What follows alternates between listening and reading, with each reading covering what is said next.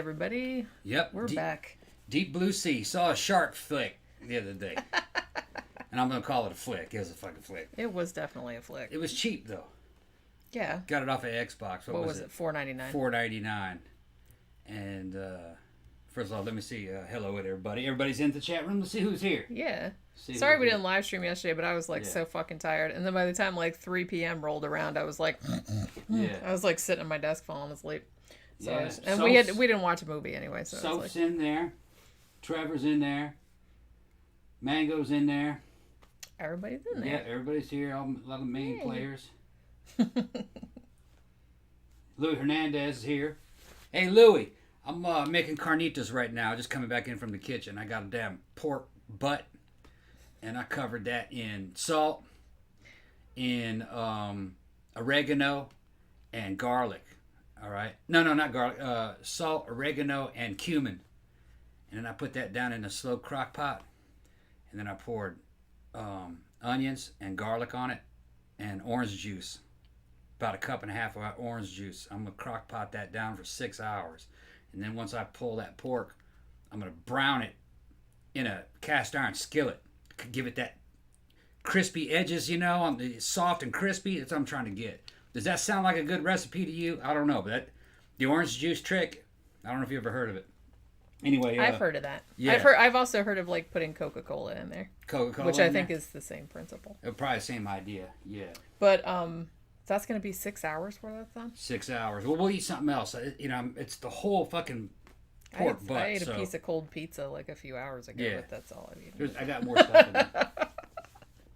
But yeah, so basically we were looking for a new movie last night and I was like, well, I had a couple like lined up if we couldn't find anything. I was like really, really tired and I was like, I don't really want to watch anything that requires too much concentration or attention. Yeah. Sweet for the shark flick. So we're like, let's just watch this dumb shark movie because it's like probably you won't really have to pay attention because it's like, you're just waiting for sharks to eat people basically. I got confirmation from Louis that, that orange juice is the key. Yeah. Yeah. We're going to see how that goes. Yeah. I think it sounds good to me. I haven't done it that way. Yeah, this is the first time. Yeah, it sounded authentic. So, we'll see. But yeah, so I will say that I saw the first Deep Blue Sea, which I think came out way the hell back in 1999. Rennie Harlan directed it.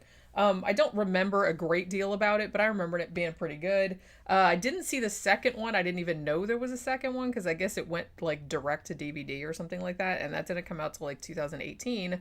So the fact that like there was a third one, I was like, wait, there was a second one? Okay, fair enough. Let's watch sharks eat some people. Yeah, I hadn't even seen the first one. So apparently, I don't know. Now, the original Deep Blue Sea, did that have anything to do with like the sharks being genetically modified, or was that a plot point that was introduced in part 2? Because I'm not really sure. I know somebody in the comments earlier mentioned that they'd seen all 3 of them.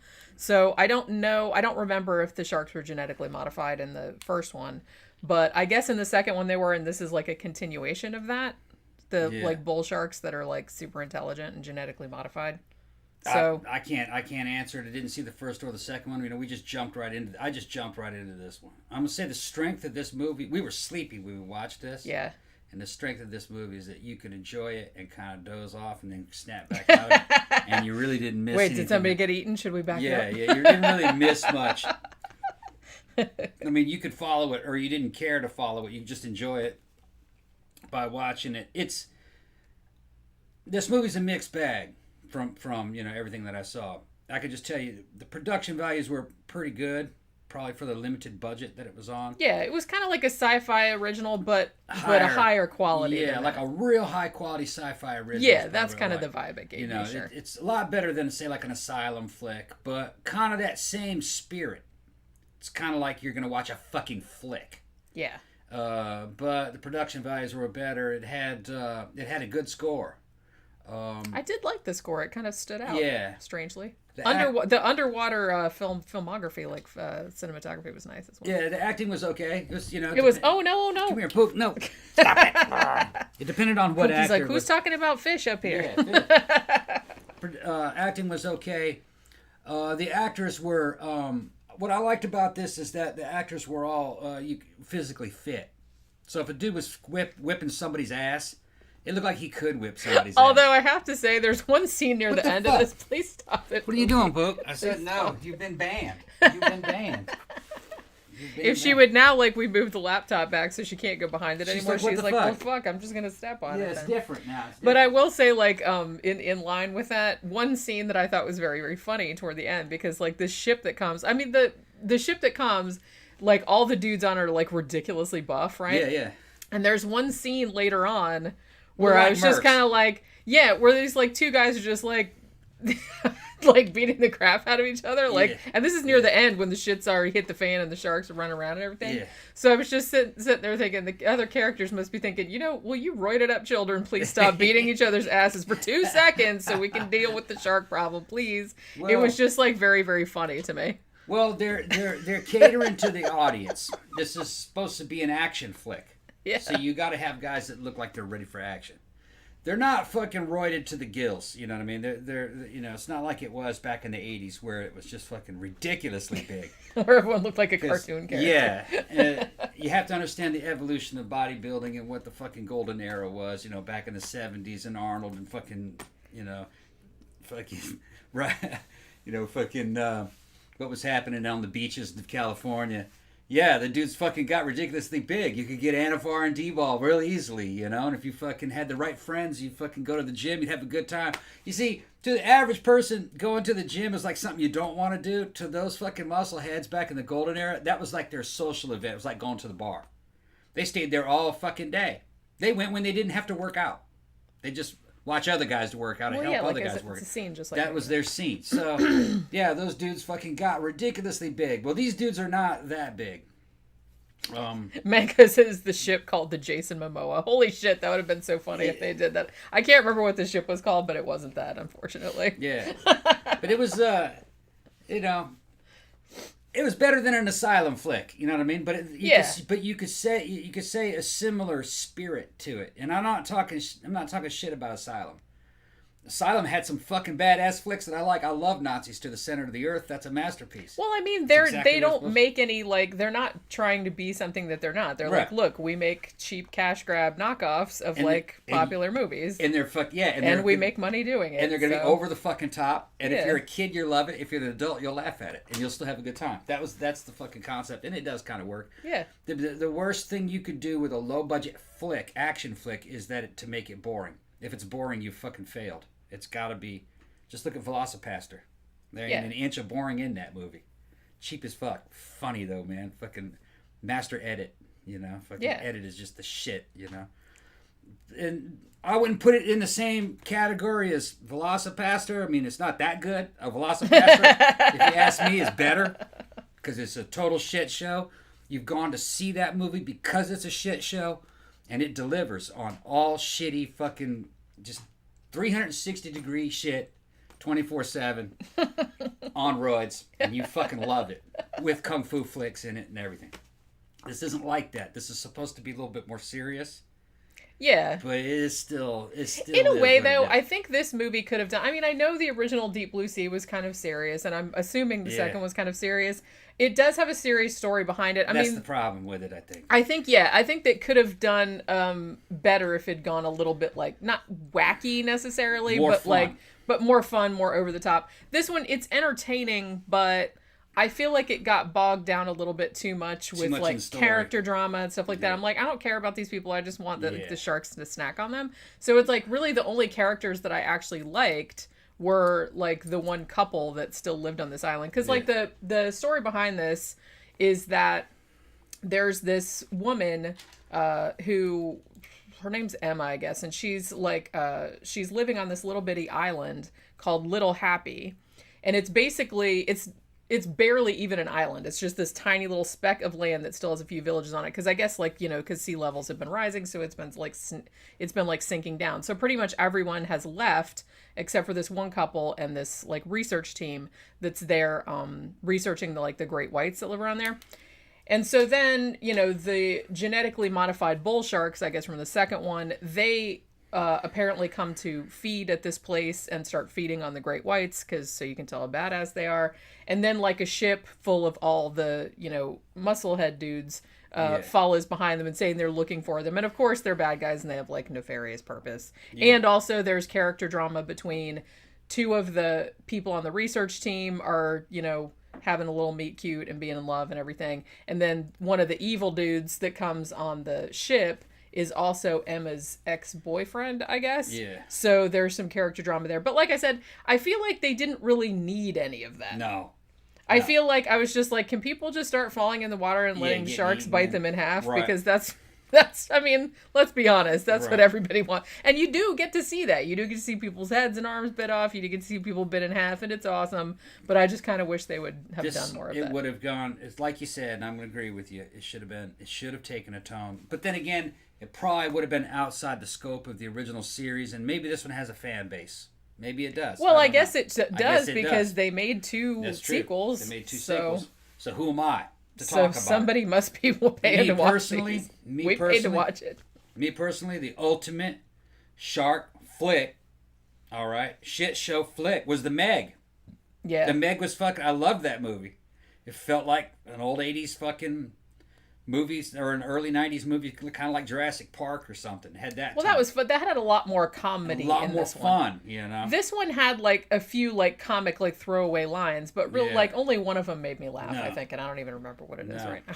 And I, in terms of like serious ish shark flicks, was that one that had Stallone's daughter in it. What was the name of that? Where they went down to that damn cenote and they had the fucking sharks down. You saw that in the theater. What the fuck was the name of that movie? Some of you guys might Deep Hole. Actually, that's a fucking badass fucking shark porn That's flick. the porn parody. It's going to be called Deep Hole. Deep Hole. Didn't you? I thought you said something last night about some movie we were watching, and you said something, and I was like, "Oh, that's the porn parody version." I was talking about the Starship Intercourse. Oh, that's right. Yeah, the fucking. Because we were watching old Star Trek after, and I said my ship would be called the Intercourse, the USS Intercourse. They're like, I don't mean it like that. You got a dirty mind. I don't know what the fuck I don't know where I'm coming up with this stupid shit. That would be like I said. I would be very sad if there wasn't a Star Trek porn parody that was called Starship Intercourse. I mean, there's got to be, right? There's got to be. 47 meters down. Yes, thank you. 47 meters down. That was the name of it. That's right. That's the one they were in the cenote? Yeah. No. No. Wait, was it? 47. We saw that one. That was the girls trapped in a cage. 47 meters Yeah, down. but there was a sequel. Yeah, I think we saw this. Yeah, maybe that's right. I think it was the sequel. It was the sequel. The first one was like the girl trapped in the cage, and like the sharks were just like incidental. Like that was just like another, danger that they were facing. Yeah, they were in some kind of cenote looking at Mayan stuff, if I remember correctly, weren't they? Yeah, and then there was like a big ass shark coming in there. And I guess they were in fresh water, and somehow the sharks got in the fresh water. I think that was the sequel to 47 Meters Down. Yeah, it was all right. It had Stallone's daughter in it. What's her name? Shit. I don't know. She's kind of cute. She's cute. I forgot her name. It's like you come up with all these questions you ask. It's like I don't know. You got a fucking good memory. But I'm not Google. I don't. You know what I mean. I can't. She's got a good memory for names. My name. Yeah, but I can't remember everything just like off the bat like that. Yeah. Just when it might be like Celeste Stallone or something like that. I don't know. That doesn't sound right. Like if you said it, I'd probably remember it. But yeah, 47 Meters Down Uncaged. Yeah. That was the name of it. Yeah. But yeah, so it's kind of the same thing with this one. Like, the shark effects were good. It seemed like they used a lot of real sharks, like at the beginning. Obviously, the bull sharks were CGI, but the CGI actually wasn't too bad. Yeah, it was hit and miss. Sometimes it looked great. Sometimes it didn't quite look that good. The motion was not. It was spotty. Yeah. But you know what? Fuck it. Yeah. You know what you're watching. You know what I mean? I did like that the effect of that one guy getting bit in half. Yeah.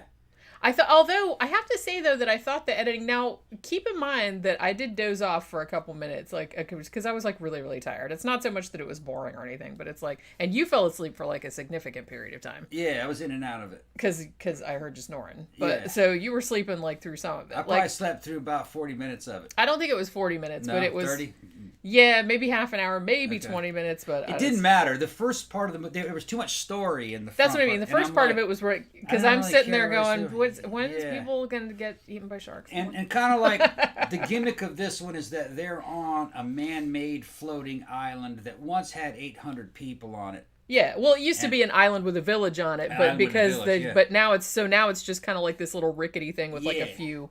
And falling down villages and stuff. And what like was houses fucking and shit. What had me fucking rolling was like the first 15 minutes of the movie was like a documentary on global warming. Well, because she was a scientist and she was making it for because that's how they were establishing why this island looked the way it did and why she was studying the sharks and blah blah. But it was kind of funny. You could have in a better edit that would have been edited down just to a few fucking offhanded comments.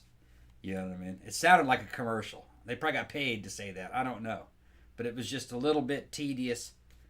And I was just like, man, look at this. And the fact that was how teacher, and she's a teacher, so she's telling it to you like a teacher, and you're like, I'm back in school. I'm watching a documentary. That's what they could have put that exposition in there, but I don't know if I would have put it like... It's too much of it. Well, I don't know if I would have put it like the first thing in the movie. Yeah, because you're already like going, oh, okay, we're going to fucking get a lesson. You know what I mean? And I start getting kind of sleepy. And she's a good-looking actress, and she's swimming around in them swim trunks fucking with the fucking wedgie. And the camera's fucking zooming in and up on it. But I still fucking fell asleep. She was in Texas Chainsaw Massacre 3D. Yeah. She was. I think she was on Lost as well, if I'm not mistaken. She looked real familiar. Yeah, she's been in other shit. So she's kind of cute. She's cute, I guess. Yeah. You know, how old is she? She's probably about 40. I have no idea. I think she's in her late 30s. But yeah, she's in good shape. Like I said, it's just so much that this is exactly like the kind of movie that you think it's going to be. Yeah, you know what I mean? It is what I thought it was. Yeah, it's like it wasn't like awful and it wasn't great. It was just like, oh, okay, here's like a shark. Like I said, I could have done with more gore. I could have done with more shark attacks. Also, I was going to say too, there was one shark attack, particularly near the end, where I thought the editing was like kind of, because basically it had to do in this, spoiler alert in case you care, but it had to do with like one of the sharks like jumping out the water and like did he take someone's head off? Or I see all the thing.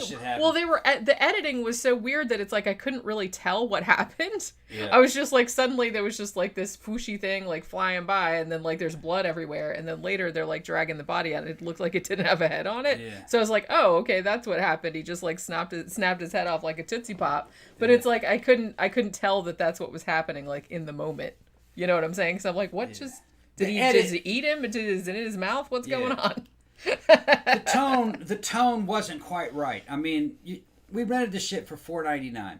Yeah. All right. It's a bargain at $4.99, I guess. A lot of people probably wouldn't even see it though. It's the situation is that you're in your house during lockdown.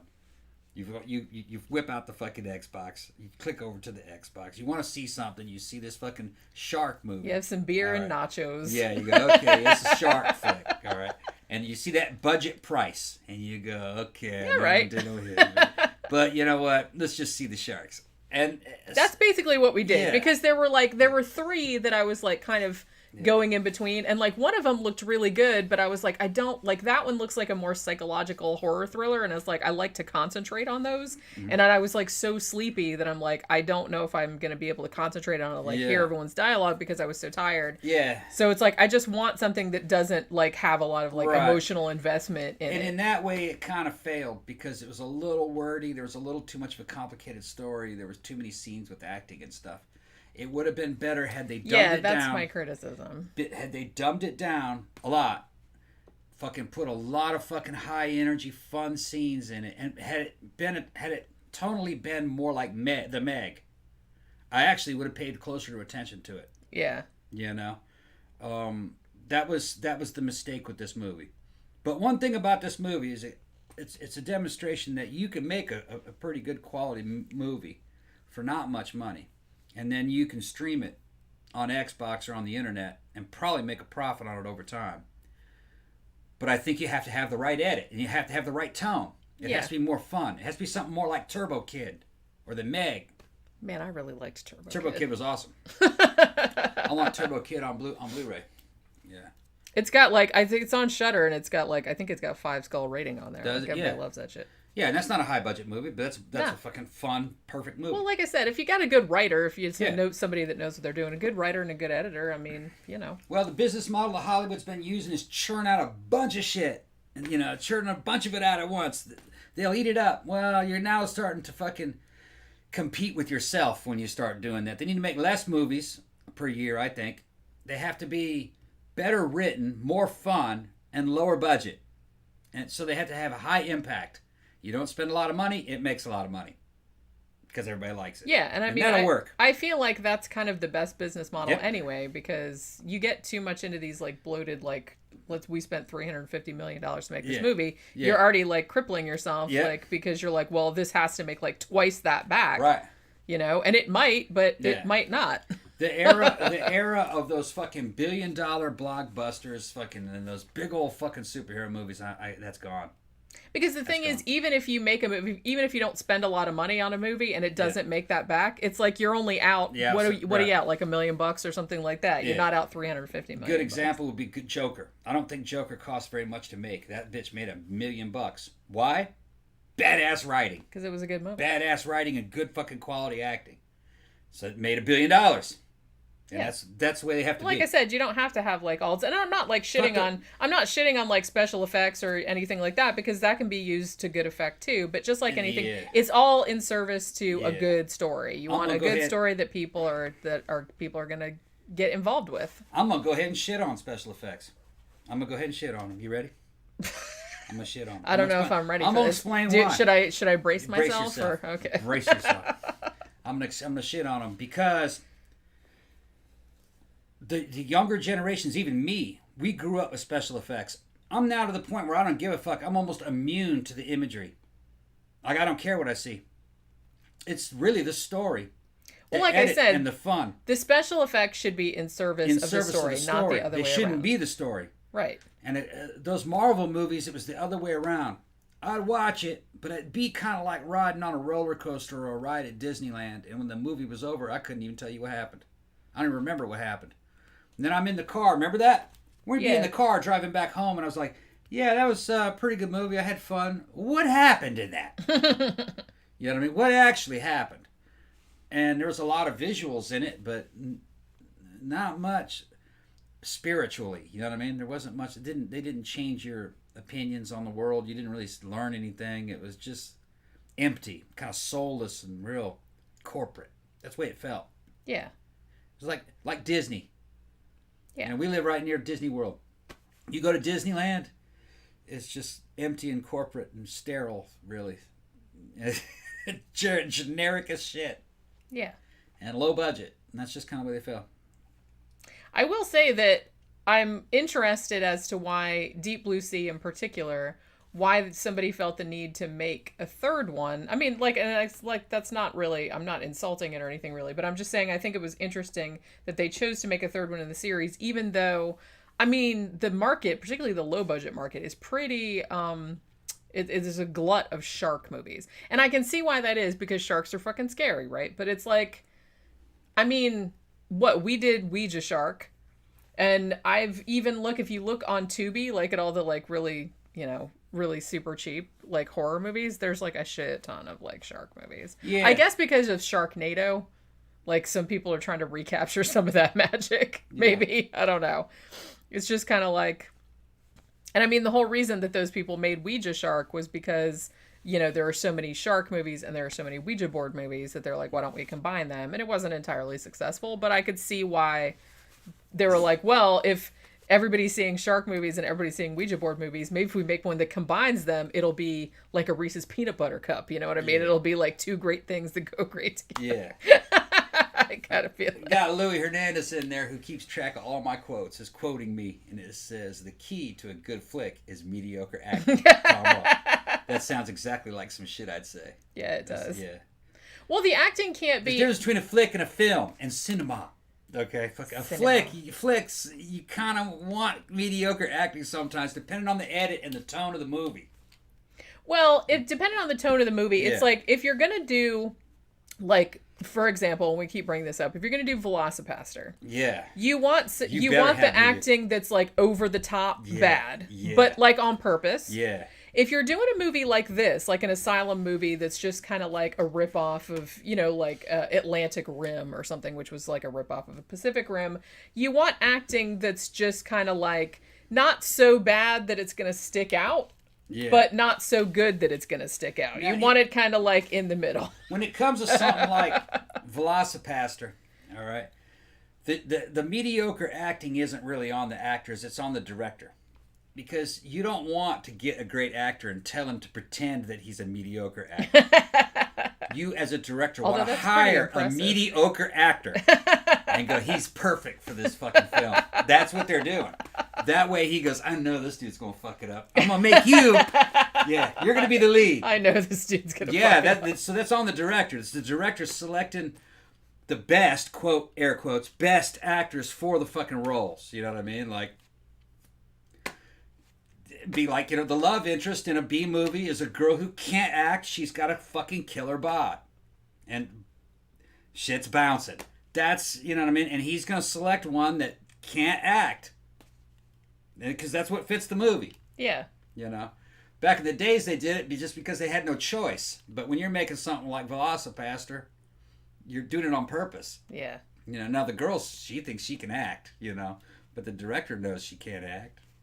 Well, it's always kind of better. It's just kind of like, and I think I've discussed this before, but it's just kind of like the movies that worked out the best on, say, like Mystery Science Theater were movies where the person making the movie thought they were making a good movie and failed spectacularly. Yeah. Because look at how, like, epic fucking...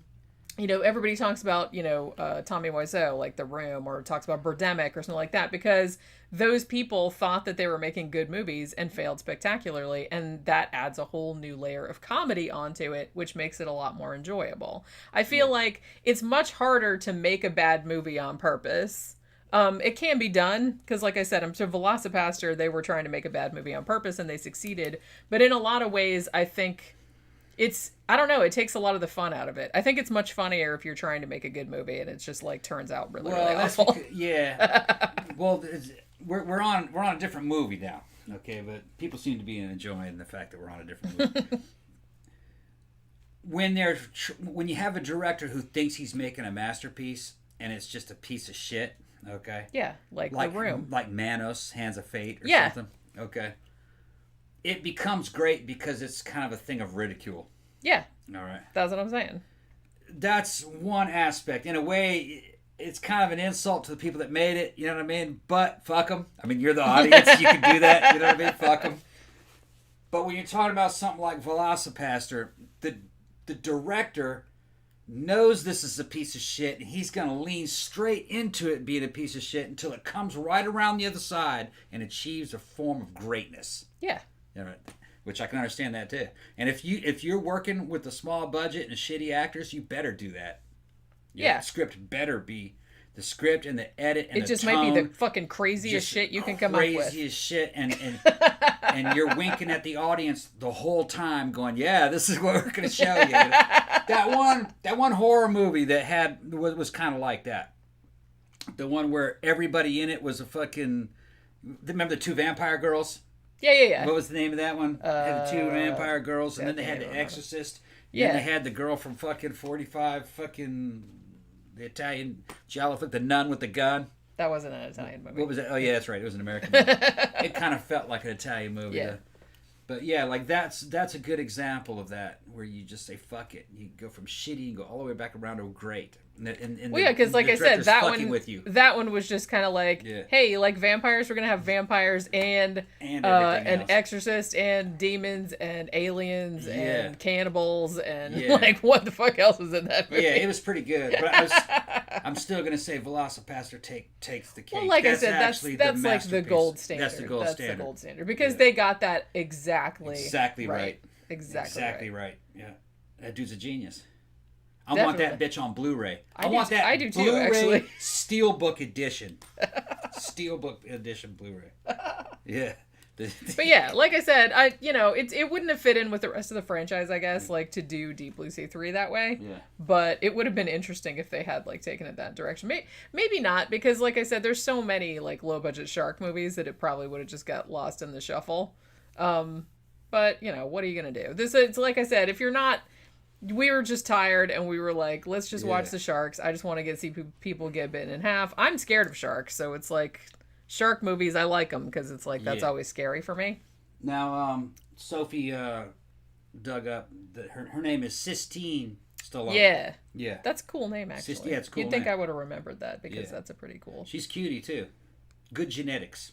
Of course, Stallone being his fucking superior self with his ability, his Hollywood ability to snag the hotties. Of course, he's gonna breed some fucking hotties. Oh, Jesus. Yeah. All right. Yeah. Are you done? I'm done. Talking. Okay. I gotta get back to cooking shit. Yeah, get back to your carnitas. Yeah, I think it's set. I think it's pretty good. I just gotta watch it. Okay. Oh, so you got to make something else because we can. Maybe we'll see. Yeah, we're gonna eat something else. That's gonna take too long. Okay, yeah, because it was like 6 hours. I'm not waiting that long to eat something. Holy crap! That's it's so much meat. You know what I mean? We'll eat off that for fucking days. Yep, definitely. Okay, so we'll probably be more like something we eat tomorrow. Yeah. Wait, now today's Wednesday, right? That today was Tuesday. No, it's Wednesday. Wednesday, okay. Okay. All right. Yeah, it's Wednesday. Yes, right, it's Wednesday. So that means we probably won't live stream tomorrow, unless we do just to like make up for not doing it yesterday. I don't know. We'll think about it. We'll see if we watch something that we feel like talking about. And but then after that, if not, then we'll see you guys again on the live stream on Saturday, our next fun live stream episode. Mm-hmm. This is going to be another fun topic. If you're on Patreon, I think you should already know what it is, but I'm not going to tell anybody else. It's not, because it's a secret. All right, so we'll see you guys either tomorrow or Saturday. Thanks for dropping by as always. Bye.